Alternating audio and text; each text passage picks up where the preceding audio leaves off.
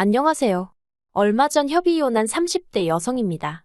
거두절미하고 제가 이렇게 이혼녀가 된 건 바보천치 같은 남편 때문이에요. 물론 원인 제공은 이혼하고 염치 없이 시댁에 눌러앉은 신우와 시어머니 때문이긴 하지만 솔직히 남편이 자기 역할만 잘해줬더라도 저희까지 이혼하는 일은 없었을 것 같거든요. 그러니 다른 시댁 식구들보다 남편이 제일 문제고 제일 꼴 보기 싫으네요. 남편과 저는 지인의 소개로 만난 사이입니다. 소개받을 당시 남편은 구급 공무원이었고 저는 은행을 다니고 있었지요. 하지만 이런저런 조건을 다 떠나서 남편의 서글서글하고 다정한 성품이 마음에 들더라고요. 그리고 남편도 남편대로 제가 마음에 들었는지 만날 때마다 고맙게도 무엇을 하면 좋을지 뭘 먹으면 좋을지 그런 것들을 생각해 왔어요. 이후로 저희는 누가 먼저 사귀자 그런 이야기는 하지 않았지만 그래도 소개받고 얼마 지나지 않아 자연스럽게 연인 사이로 발전했고 그렇게 1년여간을 만나다 부부의 연을 맺게 되었네요. 다만 한 가지, 지금 돌이켜 생각해보면 마음에 걸렸던 일이 있는데 그건 결혼 이야기가 본격적으로 오가면서 서로 경제 사정을 오픈했을 때였습니다. 솔직히 말해서 홀어머님의 아래로 어린 신우까지 있었기에 남편에게 경제적인 부분에 있어서는 기대치가 크지 않았어요. 이건 여담이지만 남편이 구급 공무원이 된 것도 원래는 작은 중소기업을 4년 정도 다니다가 도저히 이렇게는 못 살겠다 싶었다대요. 여담이지만 입사 당시에는 9시 출근 6시 퇴근이라고 했는데 4년 내내 7시 40분까지 출근해서 8시 이후에 퇴근했답니다. 그래도 버티면 승진하고 한마디로 언젠가 좋은 날이 올 줄 알았는데 어느 날 대뜸 사장 친구 아들이라는 사람이 와서는 한 자리 차지하고 두 자리 차지하고 그러는 꼴을 보고 있으니까 내가 여기서 뭐하는 짓거린가 싶었다나요. 그래서 독하게 마음먹고 회사를 때려치고 공무원 공부를 시작했대요. 그런데 남들이 구급 공무원은 반년 안에 합격을 해야 한다. 1년이면 뭐 눈 감고 떡 먹기다 해서 조금 만만하게 봤었답니다. 하지만 매번 한 문제 차이, 한 점 차이 이런 식으로 고배를 마시느라 자그만치 4년을 날려먹었다는 거예요. 이 얘기를 들었을 땐 솔직히 제가 다 아찔하더군요. 솔직히 포기하지 않은 그 근성이 대단하다 싶으면서도 미련한 건가 싶고 어쨌든 결국엔 합격을 했으니 다행인가 싶기도 하고. 그런데 이런 과정이 있다 보니 당연히 모아둔 돈은 거의 없었지요. 가뜩이나 첫 직장 다닐 때도 홀어머니 생활비 보태드리랴 어쩌랴 해서 얼마 모으지도 못했는데 그 돈을 수험생활에 다 써버렸다니까요. 그리고 이런 이야기는 이미 연애하면서 조금씩 여러 번 들었던지라 언젠가부터는 그쪽으론 아예 기대치가 없었지요. 그래도 운이 좋았던 게 저희 친정부모님이 남편을 사윗감으로 마음에 들어 하셨습니다. 어떻게 모든 게 100% 마음에 들 수 있겠냐면서 그래도 저한테 잘하고 당신들한테 살가우니 그것만으로도 좋다 하시대요. 그리고 어쨌든 구급 공무원이라는 직업이 떼돈을 버는 직장은 아니어도 안정적이잖아요. 그래서 부족한 부분은 친정부모님이 도와주신다고 하셔서 무사히 결혼 준비를 할 수 있었지요. 그리고 남편에게 경제적인 부분에 있어 기대치가 없었던 만큼이나 어머님께도 아무것도 바라는 게 없었습니다. 솔직히 결혼 이야기가 한창 오가는 와중에도 당신 친구분들하고 여행 간다며 남편에게 이달은 용돈 얼마를 더 보내라 하시는 분이셨거든요. 그런 걸 옆에서 다 보고 있었는데 제가 뭘 생각하고 바라고 했겠어요. 그래도 시어머니 되실 분이라 나쁘게는 말 못하고 세상에는 정말 다양한 어머니들이 있구나 생각만 했지요. 그리고 그런 어머님의 비위를 맞춰드리는 것도 어떻게 보면 자식돌이라고 생각해서 최대한 좋은 쪽으로 생각하려고 했어요. 그런데 저와 남편이 결혼하고 2년차가 되던 해였습니다. 남편에게는 3살 터울의 여동생이 있거든요. 신우는 일찍이 혼전 임신을 해서 저희가 결혼할 때 이미 7살짜리 아이를 키우고 있었어요. 여담이지만 자기 아들을 화동으로 세우겠다며 멋대로 무슨 큰 호의를 베풀듯이 이야기를 해서 제가 무척이나 황당했었답니다. 왜냐면 그러면서 저더러 얼마 줄 거냐고 물었거든요. 세상에 공짜가 어딨냐고 하면서요. 그런데 저는 제 결혼식이 엄숙하고 진지하길 바랬기 때문에 화동이라던가 모하객들을 산만하게 만들 만한 이벤트는 하고 싶지 않았어요. 그래서 제가 화동은 안 해도 된다니까 애가 얼마나 서운하겠냐면서 졸지에 저를 되게 무심한 사람처럼 몰고 가는 걸 보고 보통이 아니구나 싶더라니까요. 그리고 신우는 자기가 동생이지 않냐면서 축의금도 1원도 안 했어요. 솔직히 저야 안 받아도 그만이지만 그쪽에서도 정말 뭐 하나 해준 게 없었네요. 이러니 저랑 신우랑 사이가 좋을 리가 없었지요. 아무튼 그런 신우가 이혼을 했습니다. 이혼 사유는 심해부의 바람이었어요. 회사에 들어온 단기계약직 여직원하고 바람이 난 걸 평소에 신우랑 가깝게 지내던 다른 동료 와이프가 말해줬다대요. 그리고 심해부도 너무한 게 그러면 바짝 엎드려서 빌기라도 하지. 신우 면전에다 대고 솔직히 하룻밤 실수 때문에 너 같은 여자랑 결혼했다는 게 너무 억울하다고 소리를 질러대고 난리도 아니었다고요. 그리고는 양육권이고 친권이고 다 필요 없다며 신우더러 다 가지라 했다는 거예요. 그런데 양육권이고 친권이고 그것만 주면 뭘 어떡하라는 건지. 문제는 돈이었어요. 신우고 심해부고 평소에 씀씀이가 어찌나 해펐는지 재산이라곤 둘이 살던 전세집 보증금 7천이 전부였더라고요. 근데 그나마도 또 돈 갚을 때가 있어서 결국 이리저리 다 쪼개고 나니까 신우 앞으로 2천만 원 남더랍니다. 그래서 신우가 그 2천만 원하고 시조카 데리고 어머님 댁에 들어갔지요. 솔직히 신우가 어머님 딸인데 어머님 댁에서 들어가 사는 걸 보고 누가 이러쿵저러쿵 말을 했겠어요. 저 또한 그거에 대해서 불만은 전혀 없었고요. 하지만 제가 이해할 수 없었던 건 그런 상황에서도 신우는 일할 생각을 안 하더라는 거예요. 겨우 2천만 원 들고 이혼한 상황에서 그 돈만 조금씩 까먹어가면서 버티려고 드는 모양새가 딱하다 못해 어이가 없었네요. 그리고 상황이 그렇다 보니 원래도 가족 모임이 있으면 저희 부부가 대부분 부담하기는 했지만 그 빈도수가 더 잦아졌다고 해야 할까요? 어머님 생신을 비롯해서 명절부터 시작해서 이런저런 행사가 있을 때마다 계산은 너무나 당연히 저와 남편의 몫이었고 심지어 저는 해산물을 먹지 못하는데 해물탕을 먹으러 가서도 돈을 저희더러 내게 하더라고요. 그리고 그뿐만이 아니었습니다. 어머님께서는 걸핏하면 저희더러 하나뿐인 시조카 섭섭하게 하지 마라. 서운케 하지 말라면서 이것도 해줘라 저것도 해줘라. 한마디로 저희가 마치 시조카 양부모 역할이라도 해주길 바라시는 눈치였습니다. 하지만 저희는 저희대로 자녀 계획을 세우고 있었기에 그렇게 무턱대고 시조카한테 돈을 들이부을 상황이 아니었거든요. 특히나 어머님께서 매달 용돈이니 생활비니에서 못해도 70만 원씩 받아가고 계셨는데 시조카한테도 용돈을 주라는 둥 학원을 보내야 한다는 둥 어머님 말씀을 따른다 치면 한 달에 시조카 앞으로 좋기 50만 원은 들어가게 생긴 거예요. 저도 언젠가 한번 마음먹고 계산해봤다가 뒤로 넘어가는 줄 알았습니다. 결국 신우 뒷바라지라고 해야 하나 그 짓거리를 1년이나 하고 나서야 도저히 못 참겠다 싶어서 제가 남편에게 얘기 좀 하자고 했어요. 그리고는 제가 엑셀로 정리한 저희 재정상태 분석표라고 해야 할지 은행에서 항상 하는 일이랑 비슷해서 해놓고 나니까 무슨 보고서처럼 됐더라고요.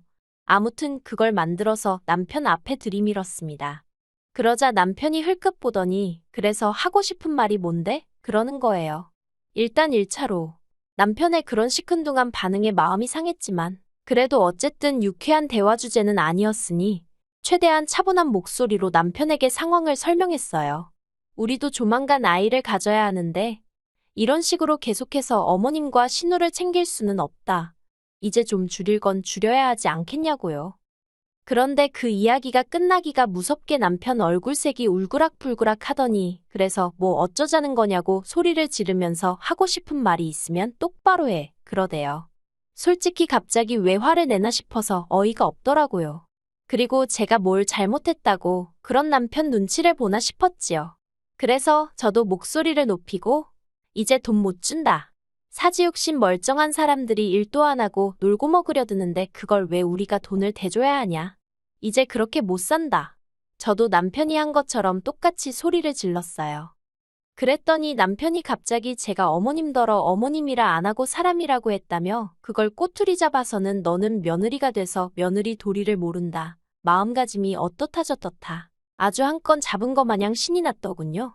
그리고 남편이 그렇게 버럭한 이유를 알게 되는 데는 오랜 시간이 걸리지 않았습니다. 도대체 무슨 일이라도 있었나 싶어서 남편이 씻으러 들어간 사이에 남편 핸드폰을 몰래 훔쳐봤거든요. 그랬더니 신우가 장문의 문자를 보내놨는데 한다는 말이 어머님이랑 코딱지만한 집에서 살려니까 너무 힘들다면서 1억을 해달라고 보냈더라고요.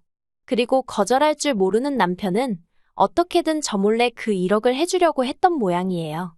1, 2금융권은 물론이고 대부업체까지 안 알아본 데가 없었으니까요. 참고로 집안에서 경제권은 제가 쥐고 있습니다. 결혼할 때 제가 집을 해온 대신 자연스럽게 경제권도 저한테 넘어왔어요. 하지만 제가 핸드폰을 몰래 받기도 했고 남편이 저에게 따로 신우가 부탁한 일에 대해서는 가타부타 말이 없었기 때문에 아는 척을 하기가 그렇더군요. 그래서 저도 굳이 입 밖으로 꺼내진 않았습니다. 마음 한구석에선 남편이 저랑 상의를 해주길 바라면서도 동시에 상의를 한다고 들면 그건 그거대로 일이다 싶고 저도 제 마음을 알 수가 없었어요. 그리고 그렇게 며칠의 시간이 지났습니다. 남편이 할의하기가 있다며 저더러 거실로 나와보라고 하더군요. 뭔데 그러냐고 자리에 앉으니 남편이 무슨 서류 몇 장을 꺼냈습니다. 눈에 익숙한 서류들, 바로 아파트 담보대출 서류였어요. 황당해서 아니 집에서 이 서류들을 보게 될 줄은 몰랐네.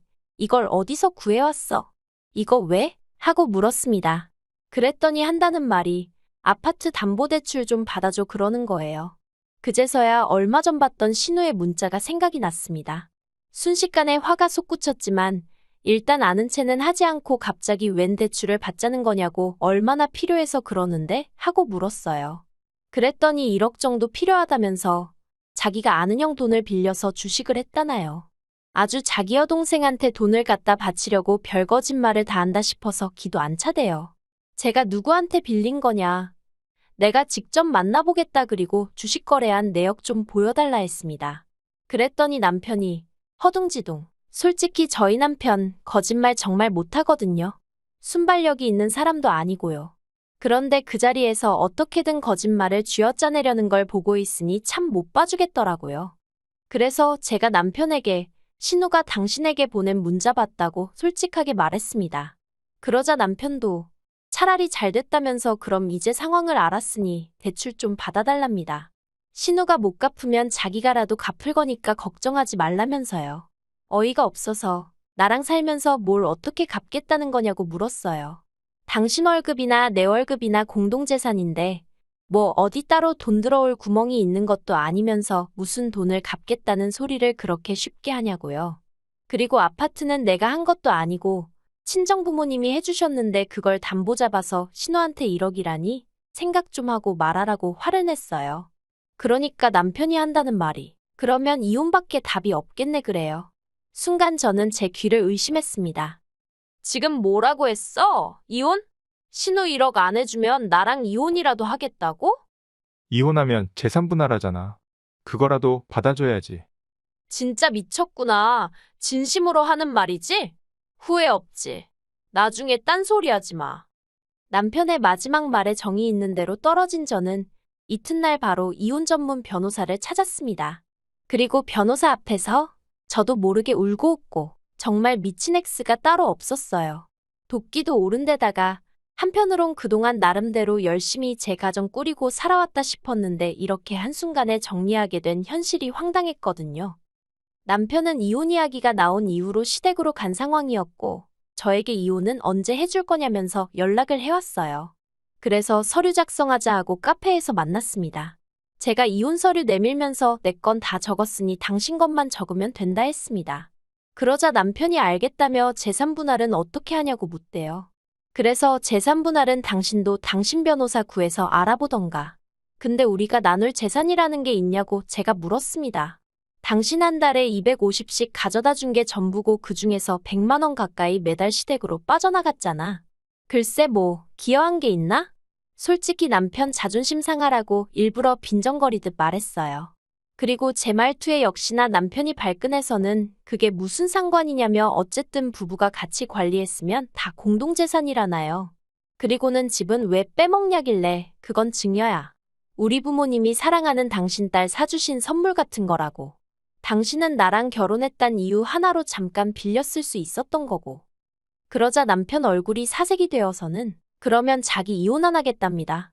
어이가 없어서 이혼이 당신이 하고 싶으면 하고 안 하고 싶으면 안 하고 그러는 건 줄 아냐고. 나는 이미 마음 굳혔다 했어요. 그리고는 지금 내가 준 이혼 서류 마저 작성해서 등기로 보내든가 아니면 잠자코 기다려. 내가 변호사 사서 소송 걸게. 그 말만 남기고는 먼저 카페에서 빠져나왔네요. 그리고 결국 남편도 알아보긴 했는지 결국 서류 작성해서 등기로 보냈더라고요. 솔직히 당시에는 여러 가지 감정이 교차했습니다. 남편이 몇 번 더 매달리고 그런 것도 없이 서류를 보냈다는 게 황당하기도 하고 괘씸하기도 하고. 그런데 다시 생각해보니까 매달린다고 제가 받아줄 것도 아니었고 오히려 서로 머리만 더 아팠을 것 같기도 해서 지금은 다 잘 됐다고 생각하고 있어요. 남편과 이혼한 이후로 놀랍게도 제 삶은 크게 달라진 게 없습니다. 여전히 친정부모님이 사주신 아파트에서 생활하며 직장을 다니고 있어요. 다만 쓸데없이 돈 뜯어가는 인간들이 사라졌으니 경제적으로 더 여유가 생겨서 올 여름에는 친정부모님 모시고 해외로 여행을 다녀올 생각이에요. 그런데 소개팅을 주선했던 지인의 얘기로는 남편은 저와 이혼하고 계속 시댁에서 사는 모양이더라고요. 어머님 집이 제가 알기로 15평에 방 2개 그나마도 방 1개는 거실 겸용인데 거기서 어머님 시누시 조카 그리고 남편까지. 어휴 복작복작해서 어떻게 살런지 물론 하나도 걱정되진 않아요. 더한 곳에서 사는 사람들도 많은데요, 뭐. 아무튼 이혼하길 잘했다 싶네요. 안녕하세요. 올해 딱 30이 되는 여자입니다. 현재 동갑내긴 남자친구와 결혼 이야기가 오고 간 지 조금 되었습니다. 진행은 딱히 나가지 않고 있어요. 양가 인사를 아직 안 했기 때문입니다. 저는 저희 부모님께 남자친구를 이미 소개시켰는데 남자친구의 경우가 조금 복잡해서 말입니다. 바보 온달과 평강공주 이야기 정도는 아니겠지만 남자는 여자하기 나름이라는 말 믿고 정말 잘해보고 싶었어요. 지금은 몇 번을 생각해봐도 이게 맞는 건가 싶고 여러 고민을 하게 만듭니다.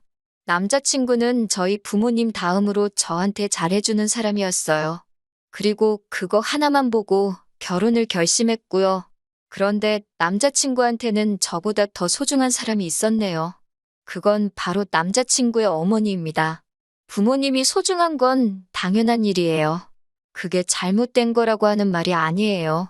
저 또한 결혼 후에 부모님께 효도는 당연한 거라고 생각하는 바이고요. 부모님이 계셨으니 현재의 제가 있는 거고 받은 만큼 갚아드리는 건 당연한 거 아니겠어요? 제가 내로남불을 하겠다는 게 아닙니다. 하지만 남자친구 어머니의 이야기는 조금 경우가 다르거든요. 남자친구가 홀아버지 밑에서 힘들게 자랐다는 건 이미 알고 있는 사실이었는데 어머니의 이야기는 제게 먼저 해준 적이 없어요. 상처가 있는 것 같아서 꼬치꼬치 캐묻지 않았고 어렸을 때 돌아가셨겠거니 혹은 말 못할 사정이 있겠거니 하면서 넘겼어요. 궁금하지도 않았습니다. 그런데 저와 남자친구 둘 사이에 결혼 이야기가 오고 가면서 그때 처음으로 자초지종을 알게 되었습니다. 어머니는 남자친구와 남자친구의 동생이 어렸을 때 새살림 차려서 집을 나갔다고 하네요. 어려서 남자친구한테는 그게 받아들이기 힘든 큰 상처였었나 봐요. 심지어 어머님은 어디 야반도주를 해서 연락두절이 되셨던 것도 아니고 꽤나 가까이서 살고 계시기까지 했다고 합니다. 동생이 조금 자라서 엄마 찾으며 땡깡 부릴 때 남자친구가 동생을 데리고 어머님을 찾아가기까지 했었는데 어머님은 어린 자식들한테 찾아오지 말라고 단호하게 이야기를 하셨다고 했다고 하고요. 그냥 그런 슬픈 과거사가 있거니 생각했는데 남자친구의 말에는 어머님을 향한 반발심보다 그리움이 더 커 보였고 아버님에 대한 반발심마저 느껴졌습니다. 저는 남자친구의 말이나 행동에 조금 이상하다는 느낌을 받았어요. 어머님을 그리워할 수는 있지만 그렇다고 아버님을 증오할 필요까지는 없어 보였거든요. 어쨌든 지금의 남자친구가 있기까지 어머님의 도움 없이 자식들 키워낸 아버님의 공이 컸다고 생각하거든요. 충분히 갚아야 할 은혜라고 생각하는데 남자친구는 동생만 아버님 품에서 독립을 하고 나면 아버님은 국물도 없다는 식으로 말을 했어요. 결혼 이야기가 오고 가는 와중이기는 하지만 어쨌든 그때까지는 결혼한 사이도 아니다 보니 남의 집안일에 괜히 상관하고 싶지 않아서 말을 아꼈는데 자세한 내막을 알고 보니 남자친구는 취직을 한 이후부터 어머님하고 지속적으로 연락을 하고 있던 상황이라는 걸 알게 되었어요.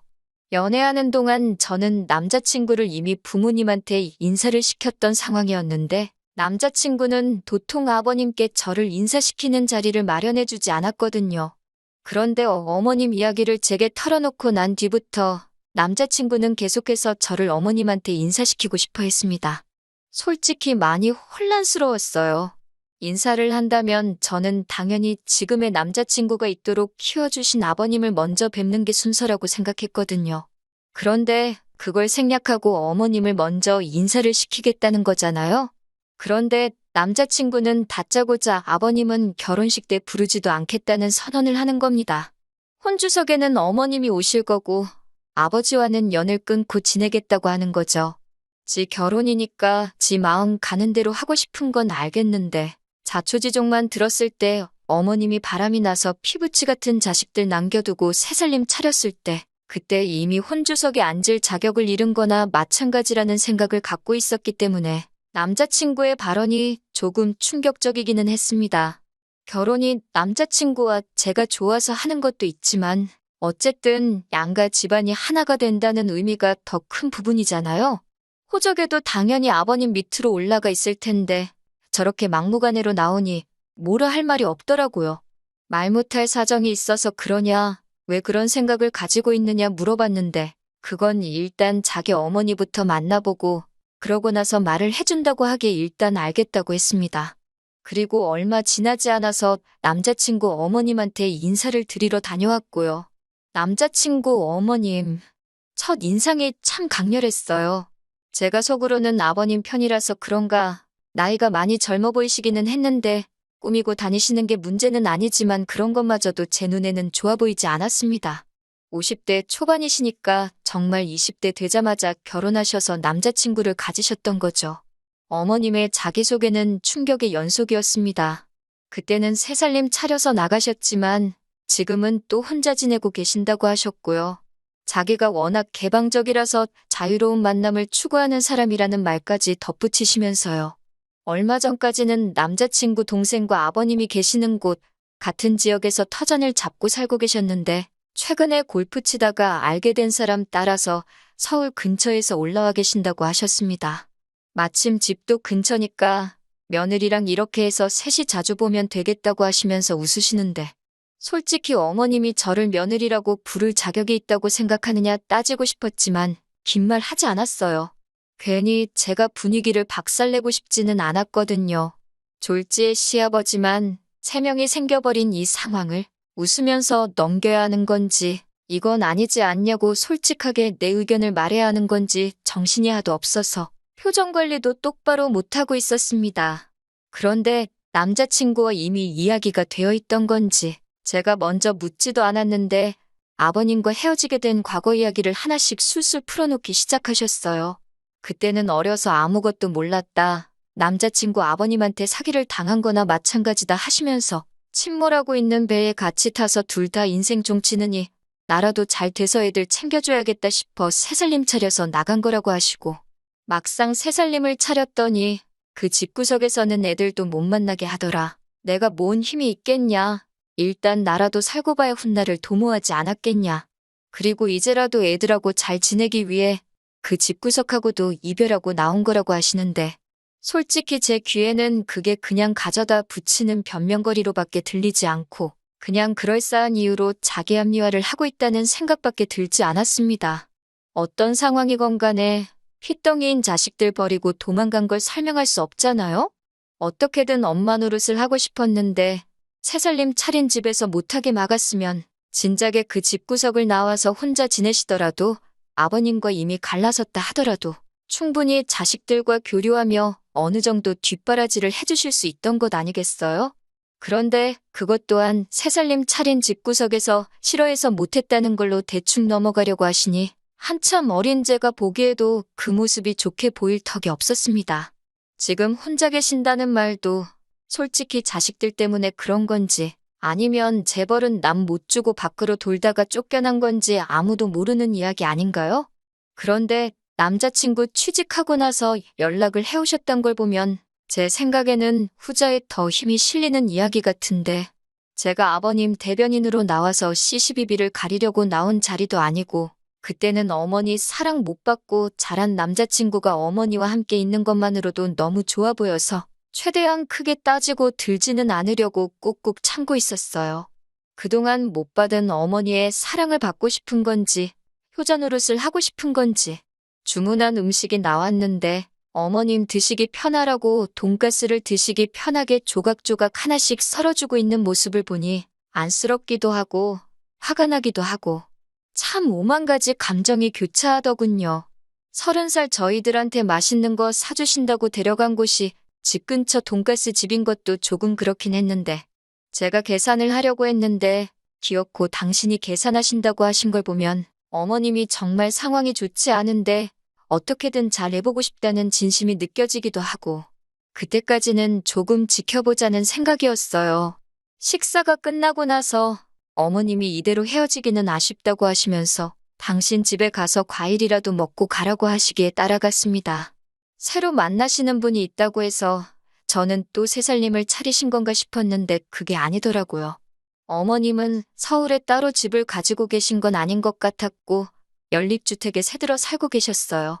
방 한 개에 거실, 주방, 욕실 다 따로 있기는 했는데 사이즈가 그렇게 크지는 않았습니다. 골프 치다가 알게 된 사람 따라왔다는 말에 새살림 차려서 잘 지내시는가 보다 했는데 둘이서 아직 서로 알아가는 단계이다 보니 일단 급한 대로 작은 방 구해서 지내고 계신다고 하셨습니다. 그리고 그 좁아터진 집에서 과일을 먹으면서 이런저런 이야기를 나누는데 어머님께서 시커먼 속내가 잔뜩 담긴 한마디를 하시더라고요. 이렇게 셋이서 있으니까 너무 좋으시다고. 식사 자리에서는 이렇게 셋이 자주 보자고 하시던 말이 이번에는 그냥 이렇게 셋이서 알콩달콩 살아도 좋겠다고 살짝 돌려서 말을 꺼내시더라고요. 누가 들어도 우리 결혼하면 방 한 칸 내달라고 같이 사는 게 어떤지 저를 떠보려고 꺼내신 말로밖에 들리지 않았어요. 남자친구는 어머님 속뜻을 알고 그러는 건지 모르고 그러는 건지 그러면 참 좋겠다고 동조하면서 해실해실 웃고만 있었고요. 집에 돌아오는 길에 저는 이미 느낌이 쎄해서 이 결혼을 해서는 안 되겠다는 생각이 들었습니다. 그래서 남자친구한테 솔직하게 대답해달라고 하고 단도직입적으로 물어봤어요. 혹시 너 지금 결혼하면 어머님 모시고 살고 싶어서 밑밥 가는 거냐고요. 그러니 남자친구는 그게 무슨 소리냐입니다. 어머니는 어머니 인생이 있고 우리는 우리 인생이 있는 거 아니겠냐고 선은 확실하게 긋더라고요. 어머니는 지금 만나는 분도 계시고 한데 왜 우리랑 사시겠냐고 하면서 오히려 그런 질문을 한 저한테 지금 무슨 생각을 하는 거냐고 화를 내더라고요. 그래서 솔직한 제 심정을 이야기해줬습니다.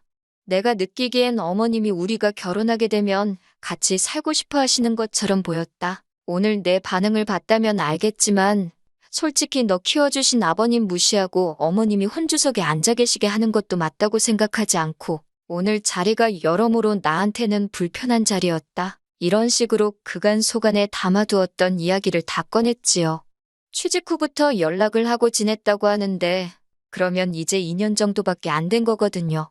같이 사는 것도 아니고 어머니가 새로 만나시는 분 알고 나서 여기 올라오신 지는 또 반년 정도밖에 안 된 건데 언제부터 그렇게 어머님을 잘 알았다고. 남자친구는 우리 엄마 그런 사람 아니라고 하면서 저보고 너무 나쁘게만 보지 말라고 하는 겁니다. 사실 아버님이 다 잘못한 거라고 어머님 편을 들면서 말이죠. 아버님이 애초에 어머니한테 잘했으면 어머니가 자기랑 동생 두고 새살림 차릴 필요도 없었던 거 아니냐. 자기가 지금 이 자리까지 오게 된 것 또한 아버님 덕이 아니라고. 다 자기가 잘해서 여기까지 온 거 아니겠냐고. 그러니 그건 자기가 잘했기에 다 자기 덕이지 아버님 덕이 아니라고 하는 말인 겁니다. 누가 들으면 태어나자마자 지 혼자 벌어서 공부하고 학원 다니고 대학 가고 그랬는 줄 알겠는데 그건 또 아니거든요. 대학 생활을 서울에서 자취생활하면서 학자금 대출도 없이 아르바이트도 안 하고 지냈는데 그걸 어떻게 자기 덕이라고 할 수 있나요? 제가 세상에 너보다 어려운 환경에서 이룰고 못 이루고 하고 싶은 거 시작도 못 해보고 포기하는 사람들이 한두 사람이 아니라고 복 받은 줄 알고 아버님한테 잘하라고 한마디 했습니다. 그랬더니 갑자기 혼자 욱해서 네가 내 자라온 과정을 아냐 마냐 하면서 울분을 쏟아내더라고요.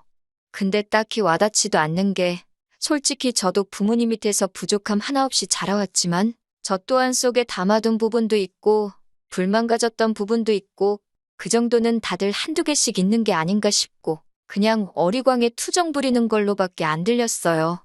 주로 하는 말의 요지는 결국 자기랑 자기 동생을 엄마 없이 자라게 했으니 전부 아버님의 잘못이고 죄라는데 너보다 더 힘들게 사는 사람이 대한민국의 수두룩백백이라고 일침을 놔주고 싶었지만 더 말해봐야 제 입만 아프고 또 같은 소리만 반복하겠다 싶어서 그날은 그만 이야기하자고 말하고 그냥 집에 돌아왔어요. 며칠 동안 만나자는 남자친구 연락을 이 핑계 저 핑계 대면서 피하고 혼자서 곰곰이 생각해보다가 결국 결론이 나지 않을 것 같아서 이렇게 사연을 적어봅니다. 남자친구의 어머니를 향한 그리움이 저렇게 뒤틀린 효심이 돼버린 것 같아서 걱정입니다. 이거 아무리 생각해도 결혼 잘 못하는 것 같은 생각이 들어서 고민이 많습니다. 한편으로는 다른 사람도 아니고 자기 어머니 일이기에 충분히 저럴 수 있다는 생각도 들고요. 정말 4년이라는 긴 시간 동안 연애하면서 저한테 화낸 적 단 한 번도 없었던 자상한 사람이거든요. 정말 성실하고 아버님이 혼자 지방에서 몸쓰는 힘든 일 하시면서도 남자친구 서울에 대학 보내고 자취시키고 할 정도로 공부도 잘했고 솔직히 흠잡을 곳 하나 없는 사람이거든요. 덕분에 남자친구의 아버님이 공이 더 크다고 생각하기도 하고요. 아무리 생각해도 저 혼자서는 도무지 답도 안 나올 것 같아서 여러분들 의견 좀 들어보려고 이렇게 사연 하나 보내봤습니다. 안녕하세요. 정확히 3주 만에 다시 찾아뵙네요. 이 상황을 두고 고민했던 제 자신이 다 바보 같다고 느껴질 정도로 치가 떨립니다.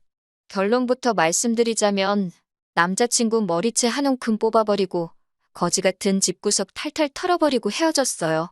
지금은 깔끔하게 정리가 다 된 상태예요.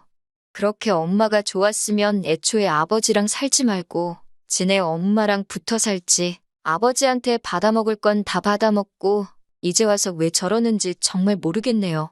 생각을 정리할 시간이 필요했기에 남자친구와 그동안은 되도록 만나지 않았습니다. 그런데 남자친구도 제가 별것도 아닌 이유를 말하면서 만나는 걸 피하니까 뭔가 눈치를 챘었나 봐요.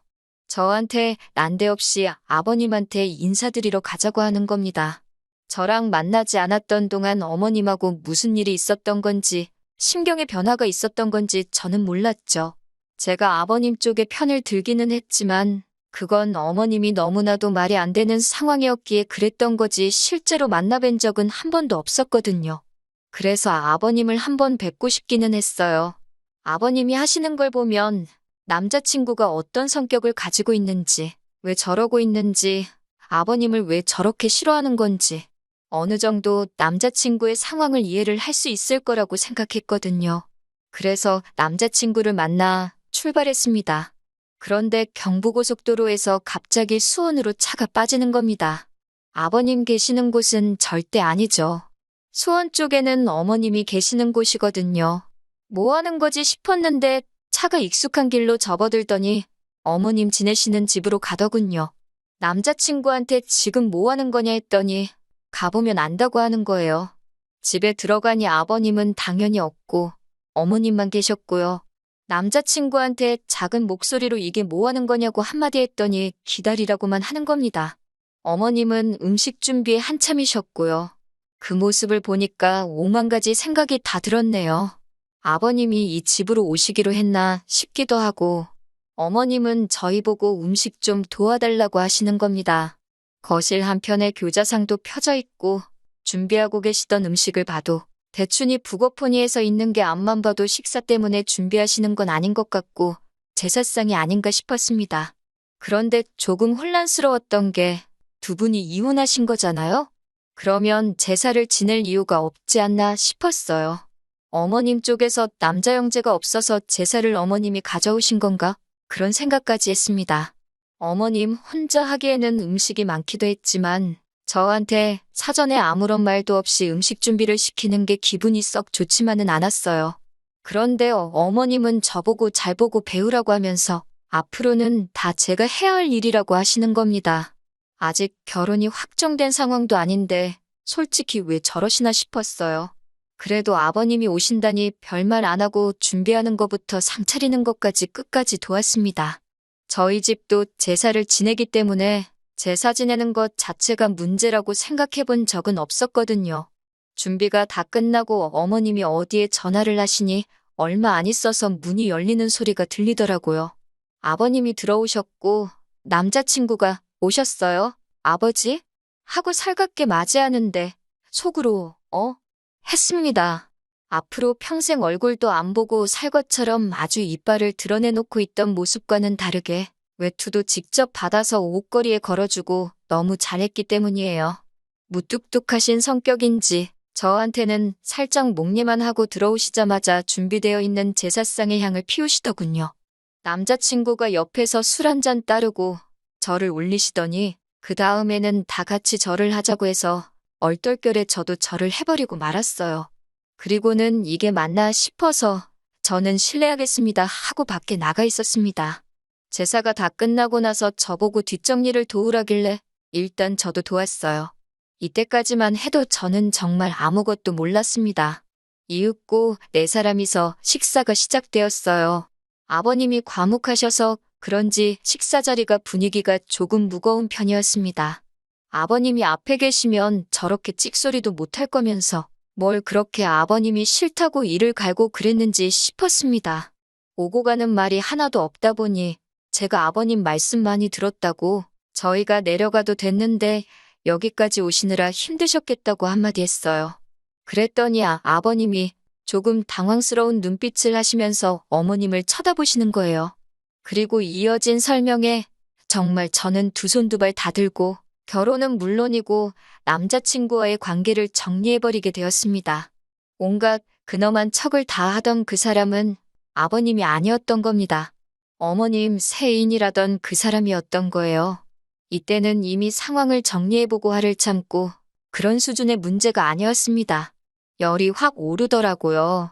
남자친구한테 대체 이게 무슨 상황인 거냐고 물으니 남자친구는 대수롭지 않게 뭐가 문제냐는 듯 아버지께 저를 인사시킨다고 하지 않았냐 하면서 당당하게 나오더군요. 저게 니네 엄마 세인이지 어떻게 아버지냐고 했더니 저보고 말 조심하라고 하더군요. 앞으로 지한테 아버지는 저 사람 한 분뿐이라나요. 어머님한테 3주 전만 해도 알아가는 단계라고 했는데 벌써 결혼까지 다 하신 거냐고 물어보니 그건 또 아니랍니다.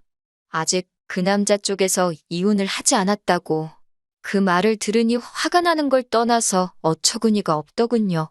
그러면 저보고 지금 생판상관도 없는 사람 제사 준비를 시킨 거냐고, 그리고 앞으로 제가 하게 될 테니 배우라고 한 거냐고 따져 물었어요. 그러니 이번에는 어머님이 나서서 저한테 통사정을 하는 겁니다. 제가 잘 도와줘야 한다는 거예요. 자기가 그 남자분하고 잘 되려면 제사를 이어받아야 한다고요. 그러면 그분이 지금의 부인과 이혼을 하고 그리고 나서 자기와 결혼을 해줄 거라고 하는 겁니다. 그러면서 자기가 안정적으로 정착을 하려면 저랑 남자친구가 잘해야 한다는 거예요. 어머님의 세인은 애초에 제가 남자친구랑 분위기가 안 좋아지기 시작할 때 몰래 외투 챙겨서 밖으로 슬금슬금 나가던데 알고 보니 자리를 피해준 게 아니고 분위기가 이상해지니까 아예 집으로 꽁지가 빠지도록 내빼버린 상황이었고요. 정말 토시 하나 틀리지 않고 어머님한테 지금 제정신으로 하시는 말이냐고 한마디 했습니다. 어머님이 잘 되기 위해서 지금 남의 집 귀신을 아직 결혼도 안 한 예비 며느리한테 떠넘기는 거냐고요. 제가 따따따 쏘아붙이며 어머님을 몰고 가니 남자친구가 저한테 버럭 소리를 지르더군요. 시어머니한테 말버릇이 그게 뭐냐고요. 그러면서 지금 이 상황이 전부 다 제 탓인데 저보고 그것도 하나 이해 못 해주는 거냐고 적반하장으로 나오는 겁니다. 너네 집이 콩가루인 게 왜 내 탓이냐고, 어떻게 그걸 내 탓이라고 할 수 있느냐고 했어요. 그랬더니 남자친구가 이유라고 설명한다는 말이 제가 어머님하고 합가할 생각이 없다고, 그건 싫다고 했지 않느냐고 하는 겁니다. 그러니 어머님이 하루라도 빨리 새살림을 또 차려서 첩질하는 게 아니라 그 집 구석 안방마님이 돼야지 자기도 안심하고 저랑 결혼을 할 수 있다는 거예요. 아주 속된 말로 이 정도면 아주 연병을 넘어서 예술이 아닌가 싶더라고요. 그대로 남자친구 머리를 한 움큼 집어서 겨우 나랑 이 꼴 보자고 여태껏 키워준 아버지 은혜도 저버리고 자식들 버리고 집 나가버린 어머니를 택한 거냐고 고래고래 소리를 질렀습니다. 머리채를 잡힌 남자친구가 이리저리 흔들리다가 바닥에 철푸덕하고 쓰러졌는데 제 손에 남자친구 머리카락이 한 움큼 잡혀 있더라고요. 나자빠져 있는 남자친구를 봐도 성질이 안 풀리길래 어머님한테도 사람이 그러는 거 아니라고 염치가 얼마나 없으면 자식들 앞에 다시 나타날 생각을 하시냐. 자식들로 모자라 멀쩡한 집안 파탄내고 예비 며느리 등골까지 빨아먹으면서 살고 싶냐고 염치 좀 찾고 살라고 했습니다. 남자친구와 연락 없이 지내던 3주 동안 저도 어느 정도 마음 정리가 끝나가던 상황인지라 그렇게 집안을 아주 뒤집어 놓고 나오는데 신기하리만치 아쉬움이 전혀 없었고 오히려 깔끔하게 다 털고 정리해버릴 수 있었다는 사실에 속이 다 후련하더군요. 평소였으면 연락이라도 몇 번 왔었을 텐데 그동안 아무런 연락도 없는 걸 보니 잘못을 뉘우친 건지 아니면 남은 인생 이제 엄마한테 등골 쪽쪽 빨리면서 살기로 결심한 건지 저한테 아무런 연락이 없네요. 차라리 잘 된 것 같아요. 4년 연애한 시간이 허송세월로 느껴질 만큼 허무하지만 오히려 제가 정리 못하고 이 관계를 질질 끌고 갔다면 아마 저도 화병 때문에 제명에 못 살았을 겁니다. 더 더러운 꼴 보기 전에 빠른 결심을 한 게 잘했다 싶어요. 한편으로는 제가 그동안 엄청 착하게 살아왔나 싶기도 하고 어머님한테 고마운 부분도 있기도 해요. 괜히 저랑 남자친구가 결혼하고 나서 남자친구 앞에 나타났다면 그건 그거대로 더 큰일이었을 테니까요. 깔끔하게 결혼 이야기 오고 가기도 전에 정리할 수 있는 계기를 주셔서 말입니다. 어떻게 보면 지옥 불구덩이에 발을 담그기 전에 하늘이 제게 기회를 주신 게 아닌가 하는 생각마저 들어요. 이런 기회를 주신 것에 대해 항상 감사하며 앞으로도 항상 착한 일만 하면서 살아야겠습니다. 안녕하세요. 올해 31살 여자입니다. 거지근성, 그건 말로만 들었지 내 남편이 그런 사상을 가지고 있는 사람이라고는 생각도 못했습니다. 정말 스트레스를 너무 받아서 요즘 머리카락도 얇아지고 평소보다 더 빠지는 것 같고 피부도 푸석푸석해진 것 같고 좋다는 거 다 써봤는데 별로 효과도 못 보고 있어요. 스트레스가 만병의 근원이라는데 정말 열이 받아 살 수가 없네요. 남편하고는 연애가 엄청 길었습니다. 그래서 그런지 제가 30이 되었을 때 자연스럽게 둘이 결혼 이야기가 나오고 저도 다른 사람은 생각도 못했어요. 시댁 상황이 별로 안 좋은 건 알고 있었습니다. 남편은 홀시모 밑에서 자랐고 시댁은 지방이에요. 홀시모 혼자 몸으로 동네 식당 같은 데서 일하시면서 아들 서울로 대학 보내고 취직할 때까지 서울살이 뒷바라지 해주셨으니 어떻게 보면 대단하신 분이죠. 남편도 뒷바라지만 받으며 살 수 없었으니 대학생활 내내 아르바이트를 안 해본 적이 없고 취직 준비하면서도 짬짬이 일용직 같은 거 나가서 생활비 벌고 그랬습니다. 대학생활은 제가 모르지만 취직 준비하는 기간은 저랑 마침 연애를 시작했던 시기라서 그런 모습 보고 생활력이 참 강한 사람이라고 생각했어요. 명절 때도 본가 안 내려가고 서울에 남아 있었습니다. 그때 일손 구하기가 힘들어서 돈을 더 받는다고 명절 아니어도 집에는 언제든 내려갈 수 있지만 같은 시간 일하고 돈을 더 받는 날은 포기할 수 없다는 게 남편의 의견이었어요. 그래도 명절인데 남들 다 쉴 때 힘들게 일하고 와서 녹초가 돼서 혼자 집에 있는 모습 보면 많이 측은하고 그랬습니다. 저희 부모님께서 그렇게 걱정되면 집으로 데리고 오라고 하셨어요. 명절에 혼자 지내는 것보다 명절 음식 먹으면서 분위기도 내고 그러면 얼마나 좋냐고요. 그때 처음 부모님께 남자친구를 소개해줬고 남자친구도 그때는 염치도 있고 신세졌다는 마음 가지고 있으면서 저희 부모님한테 잘했습니다. 생활력 강하고 저한테 잘하고 저한테 잘하는 만큼 저희 부모님한테 잘하고 그 모습을 보니 솔직히 시댁이 어려운 형편인 건 결혼할 때 크게 고려할 상황이 아니었어요. 취직 준비 기간이 길었지만 남편이 회사도 중견급 좋은 회사로 들어가서 연봉도 나쁘지 않은 편이었거든요. 취직 기간이 짧으니 모아놓은 돈이 그렇게 많지는 않았지만 그래도 생활력이 워낙 강하다 보니 2년 직장 생활하면서 어떻게 4천만 원을 모아놓은 걸 보니 용하더라고요. 저는 대학 졸업하고 25부터 바로 취직해서 일을 했어요. 월급 많은 직장은 아니지만 부모님이 용돈이나 생활비 같은 것 조금 도와주시고 해서 5년 적금 부어서 1억을 만들었습니다. 남편과 둘이 합치면 1억 4천이었어요.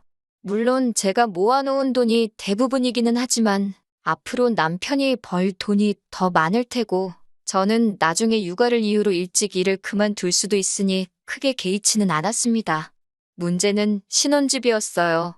남편이나 제가 다니는 회사가 둘 다 강남에 있었으면 대중교통 잘 되어 있는 경기권 신도시에 신혼집을 구해볼 법도 했는데 그쪽이라고 집값이 저렴한 것만은 아니더라고요. 거기에 제가 다니는 회사랑 남편 다니는 회사 위치도 서로 정반대에 있고 경기권에 있으면 출퇴근으로만 버리는 시간도 크고 시간적으로나 체력적으로나 엄청 힘들 것 같아 보였습니다. 그렇다면 서울에 집을 구할 수밖에 없었을 텐데 지금이야 불경기라서 집값이 내려가네 어쩌네 하지만 그때는 서울 집값은 오늘이 제일 싸다는 말이 있을 정도로 매일매일 부동산 가격이 고공행진을 하던 시기였거든요. 대출을 받는 건 상관이 없는데 대출이자 달마다 나갈 거 생각하면 저도 이른 나이가 아닌데 자녀 계획을 세울 수 있나 없나 싶었고 빌라 전세에 들어가자니 솔직히 TV에 전세 사기다 뭐다 해서 안 좋은 것만 잔뜩 접했던지라 그건 내키지 않았어요. 월세 사는 것도 생각해봤는데 그러면 대출 받는 거랑 뭐가 다른가 싶어서 그것도 내키지 않았고요. 친정 부모님께서 제가 신혼집 구하는 것 가지고 이렇게 스트레스를 많이 받는 걸 보다 못해서 저를 불러서 이야기를 하시더라고요. 두 분이서 은퇴하시면 공기 좋은 곳에 집 짓고 살 계획이셨다고 해요.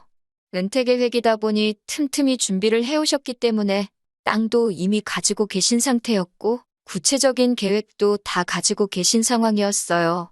단지 시기를 생각하지 못해서 땅만 가지고 계시고 집은 올라가 있지 않은 상황이었고요.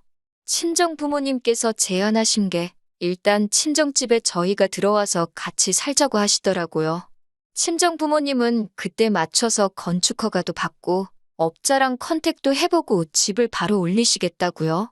당장 저희가 친정 부모님하고 같이 사는 게 불편하지 않겠나를 걱정하시더라고요.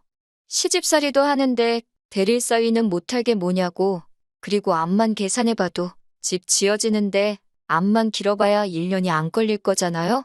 구축 아파트라고 해도 서울에 집이 생기는데 그리고 남도 아니고 저한테는 부모님, 남편한테는 장인 장모님 한 가족인데 그거 불편한 거 감수 못하겠다고 할 문제도 아니었어요. 물론 부모님 집이 완공될 때까지 월세 사는 방법도 있는데 그 기간이 몇 년 걸릴 것도 아니고 문제 없다고 했습니다. 남편한테 신혼집 문제를 이렇게 하게 되겠다 이야기를 했는데 당연히 좋아하더라고요. 집이 해결되었는데 이제는 돈을 모으는 일밖에 안 남은 거잖아요. 대출 없이 시작한다고 생각하니 여유 자금도 훨씬 많아지고 자녀 계획 세우는데도 솔직히 제가 지불하는 거나 마찬가지니 남편 외벌이 시킨다고 해도 그렇게 눈치도 안 보였고요. 저희 결혼 날짜 맞춰서 친정부모님 은퇴 후 지내실 집도 토목공사가 시작되었어요. 그래도 은퇴 후 보낼 집인데 업체 선정하는데도 조금 꼼꼼하게 준비하느라 시간이 걸렸습니다. 그리고 공사가 시작되면서 저는 친정부모님한테 집을 증여받았고요. 제가 모아놓은 돈으로 증여세 다 냈고 명의는 제 이름으로 했습니다. 그런데 남편이 그 사실을 가지고 펄쩍 뛰더라고요. 결혼하기로 했는데 명의를 왜 공동명의로 하지 않았느냐고요. 그 부분에 대해서는 솔직히 남편이 서운해할 수 있는 부분이라고 생각은 했습니다. 그런데 아무리 생각해봐도 공동명의를 곧바로 하는 건 아니라고 생각했어요. 신혼집이 친정 부모님이 사시던 집을 증여받은 것이고 증여세 또한 제가 여태껏 모아놓은 돈으로 다 해결을 했으니 일단은 제 명의로 해놓는 게 맞다고 생각했습니다. 공동명의로 바꾸는데 무슨 억만금이 드는 것도 아니고 연애를 길게 하기는 했지만 같이 살았던 건 아니었으니 부부간의 신뢰를 쌓아가고 시간이 지남에 따라 제가 남편에게 경제적으로 의지하게 될 날이 올 텐데 그때가 돼서 공동명의를 해도 늦지 않다고 생각했거든요.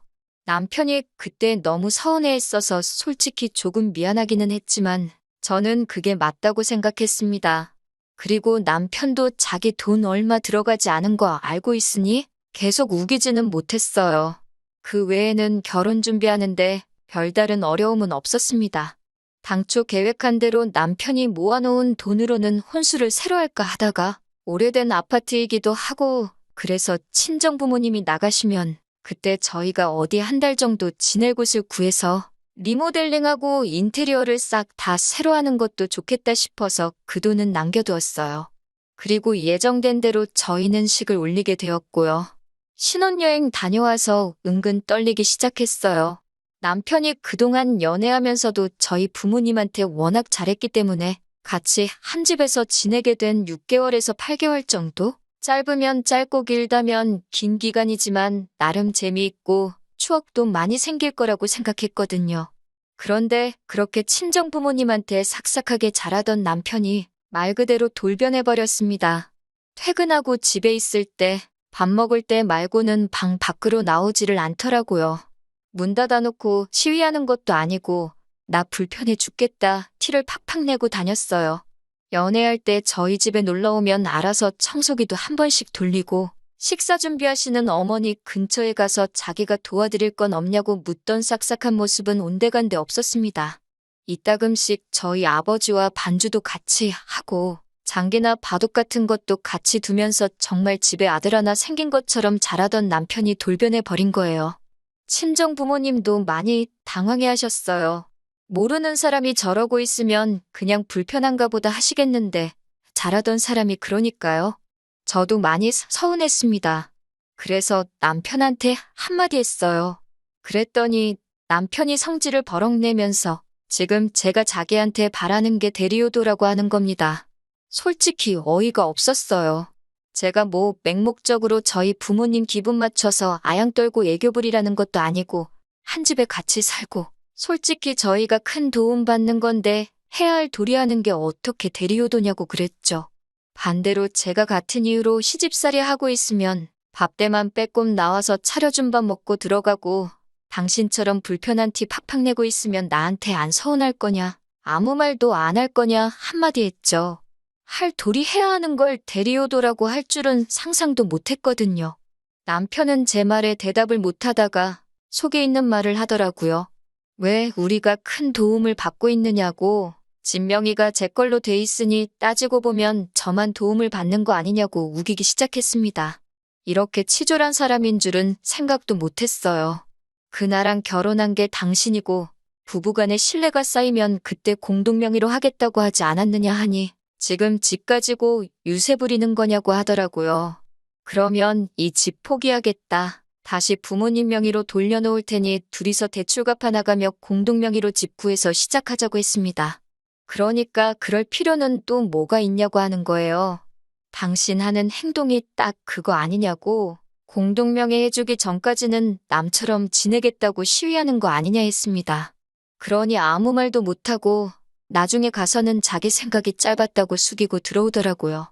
그 뒤로 연애할 때 하던 것처럼 하는 건 아니지만 적어도 방문 쾅 닫아놓고 시위하듯 있지는 않았습니다. 중간중간 친정아버지 술상대도 해주고 집안일 같은 것 조금씩 도와주고 하면서 딱 할 만큼만 하더라고요. 약간 엎드려 절 받는 기분이 들기도 했는데 그래도 친정부모님이 조금 안심한 듯 보여서 저도 길게 말은 안 했습니다. 저희가 친정에서 신세지면서 첫 월급을 받은 날이었어요. 남편이 결혼 전부터 시부모님께 생활비 명목으로 50만 원씩 보내고 있는 건 이미 결혼 전부터 알고 있었고 결혼 후에도 그렇게 하겠다고 미리 이야기가 돼 있던 부분이었고요. 그런데 남편이 난데없이 100만 원을 보내드려야겠다고 하는 거예요. 말한 거랑 다르지 않느냐고, 그렇게는 못하겠다고 저도 반대를 했습니다.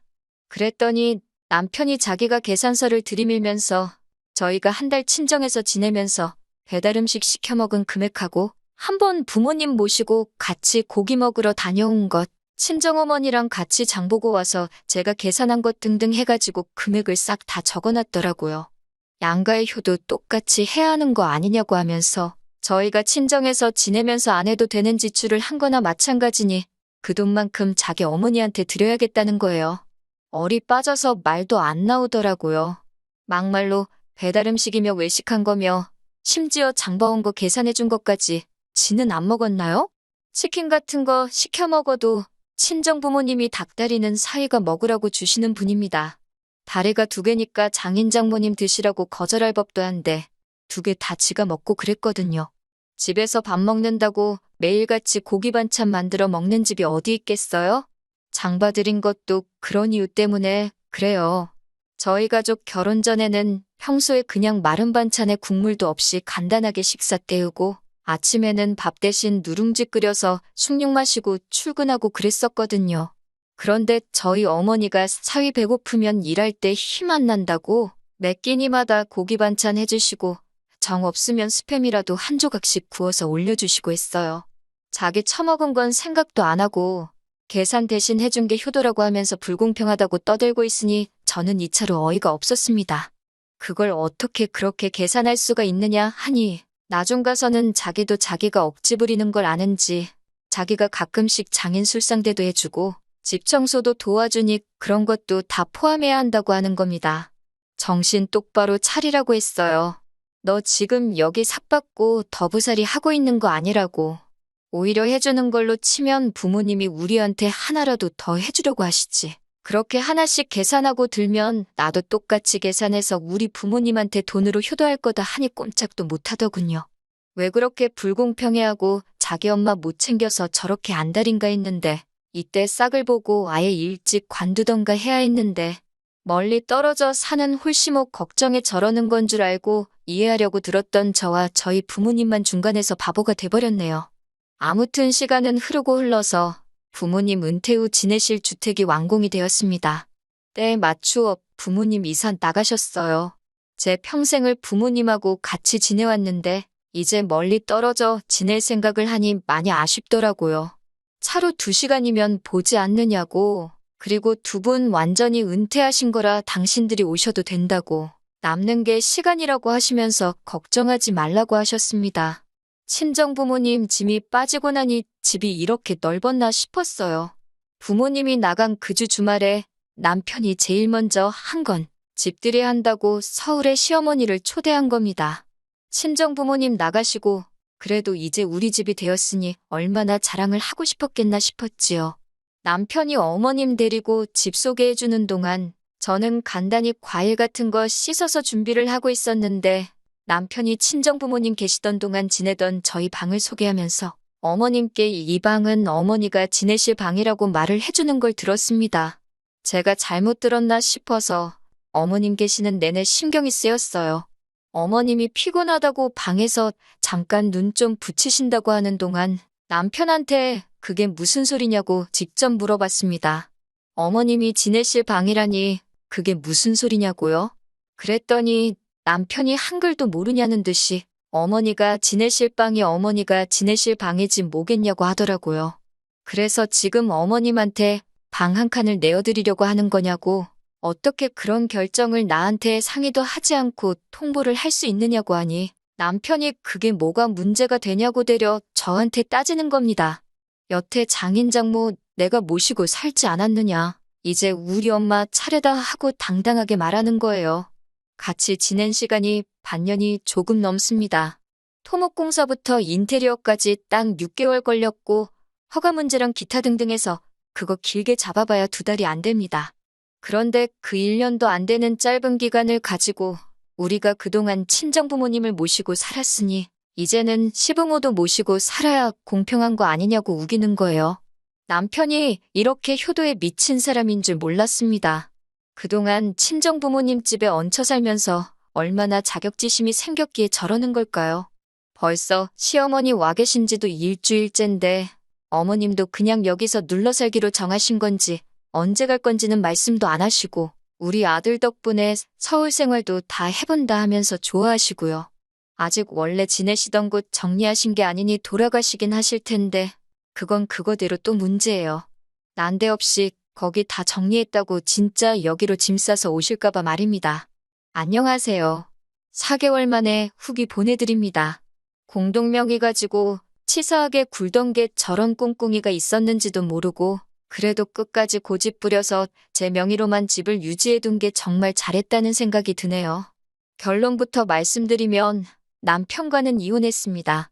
저희가 친정부모님 도움받은 건 생각도 안 하고 무조건 시어머니한테 효도할 차례라고 우기는 남편하고 더 길게 볼 것도 없다고 생각했어요. 얼마나 어머님 모시고 살고 싶었는지, 평소였으면 꼼꼼히 알아보고 빼도 박도 못하게 진행했을 사람인데 효도할 생각에 하나도 알아보지도 않은 것 같더라고요. 이혼 이야기를 꺼내니 집이 제 명의로 되어 있어도 부부관계 증명만 가능하면 자기가 재산분할 청구할 수 있는 건 모르냐고 어디서 주워들은 이야기 가지고 저한테 겁을 주더라고요. 애초에 이 집이 제 명의로 되어 있는 게 결혼 전에 증여받은 거는 염두에 두지도 않고 저러고 있던 거예요. 결혼하고 친정부모님하고 곧바로 같이 살았고 살다가 두 분이 이사를 나가셨으니 집단에는 증여가 그때 이뤄진 걸로 착각을 하고 있던 거죠. 그러니까 결혼 후에 생긴 재산이나 마찬가지니 분할해 가겠다고 큰 소리를 떵떵 치는 거고요. 그리고 모르긴 모르지만 결혼기간이 고작 1년인데 재산 분할 청구를 할 수나 있는지. 어차피 소송으로 가봐야 시부모 봉양을 강요하는 남편한테 이 결혼에 대한 파탄 사유가 분명할 것 같은데 위자료는 어떻게 감당할 거냐고 물어봤더니 아뿔싸 싶었는지 그때부터 표정이 사색이 되더라고요. 원래 이렇게 대책 없는 사람도 아니고 똥멍청이도 아니었는데 참 뭐가 이 사람을 이렇게 바꿔놓은 건지. 결혼을 했으니 부모에 대한 효도도 똑같이 나눠서 해야 맞다는 게 남편의 생각인 것 같은데 이건 누가 봐도 자기 어머니한테만 잔뜩 기울어 있는 상황인 거잖아요. 나중 가서는 시어머니 혼자 계시니까 장인 장모님한테 하는 것만큼 두 명치의 효도를 해야지 공평한 거 아니냐고 하는데 저는 솔직히 남편이 고집 그만 부리고 어머님은 어머님대로 친정부모님은 친정부모님대로 그리고 또 우리는 우리대로 행복하자 하고 부모님께 효도는 딱 남들 하는 만큼의 도리만 하자고 했으면 용서해줬을지도 몰라요. 그런데 친정부모님한테 신세는 있는 대로 져놓고서는 혼자 자격지심에 시어머니한테만 효도해야 한다고 하는 저게 저는 이해가 도통 안 된다는 말이죠. 결국 의견을 좁히지 못하고 남편하고는 이혼하게 되었습니다. 이제 와서 갑자기 효도가 하고 싶다면 말리지 않는다고요. 그런데 혼자 하라고 했습니다. 제가 친정 부모님한테 싹싹하게 좀 해달라고 했을 때 대리효도 시키지 말라고 하지 않았느냐고. 우리 문제는 이혼을 하지 않는 이상은 해결되지 않을 문제인 것 같다고요. 결국 효자 남편은 저보다 홀시어머니를 택했네요. 그런데 웃긴 건 시어머니는 아직도 서울에 안 오시고 지방에 혼자 계십니다. 자기 때문에 아들이 이혼했다 죄책감에 그러시는 건지 아니면 대학교 갔을 때부터 혼자 지내던 아들 뒷바라지를 이제 와서 다시 시작하려니 번거로워서 그러시는 건지 그건 아무도 모르지요. 하지만 하나 확실한 건 자기 부모님만 소중하다고 생각한 남편은 모든 걸 잃고 저렇게 혼자가 되었다는 사실입니다. 언젠가 이혼하게 되었을 텐데 괜히 저도 공동명의니 뭐니 재산 분할이니 이런 거 신경 쓸 필요 없을 때 빠르게 결단해서 빠르게 이혼해버린 게 참 잘한 일이라고 생각해요. 이미 바닥을 봤다고 생각하지만 나중에 돈 문제 가지고 구질구질하게 그러고 있으면 바닥 그 밑에 못 볼 꼴까지 더 봐야 했을 생각만 하면 역시 이혼이 제 인생의 흠이 될 수도 있지만 잘한 결정이라고 생각합니다.